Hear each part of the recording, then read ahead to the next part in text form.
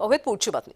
भिवंडीमध्ये महापौर उपमहापौर पदाची 20 फेब्रुवारीला निवडणूक आहे। आज महापौर आणि उपमहापौर पदासाठी अर्ज भरण्यात येणार आहेत। भाजपकडून नारायण चौधरी महापौर पदाचे उमेदवार आहेत, तर शिवसेनेकडून सुद्धा महापौर आणि उपमहापौर पदाचे अर्ज भरले जाणार आहेत।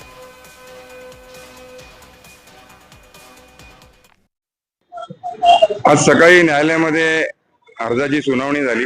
दोन्ही पक्षांना ऐकून न्यायालयाने आमचा जो अर्ज होता की आम्हाला नॉमिनेशन फॉर्म मेयर किंवा उपमहापौर फॉर्म भरण्याची आम्हाला परवानगी द्यावी एस्कॉर्टमध्ये, न्यायालयाने तो मंजूर केला आहे आता सकाळी।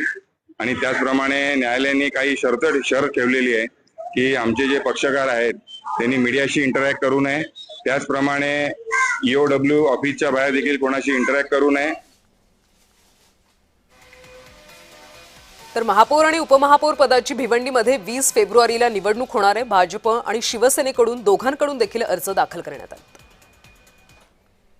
दरम्यान भिवंडीमध्ये महायुतीमध्ये फूट पडल्याचं दिसतंय। शिवसेना देखील आता स्वतंत्र लढणार आहे। महापौर आणि उपमहापौर पदाची निवडणूक 20 फेब्रुवारीला होणार आहे। भिवंडी पालिकेतल्या सत्तेची समीकरणं आता पुन्हा बदलणार असं चित्र पाहायला मिळतं। विलास पाटीलचा सुद्धा महापौरासाठीचं शिवसेनेकडनं करण्याबाबतचं तशा स्वरूपाचं शिवसेनेची भूमिका होती, परंतु विलास पाटीलवर पोलीस कारवाई झाल्यामुळं शिवसेनेचे महापौरासाठीचं उमेदवार आणि उपमहापौरासाठीचं उमेदवार उद्या दोन्ही फॉर्म जे आहे शिवसेना भरणार आहे।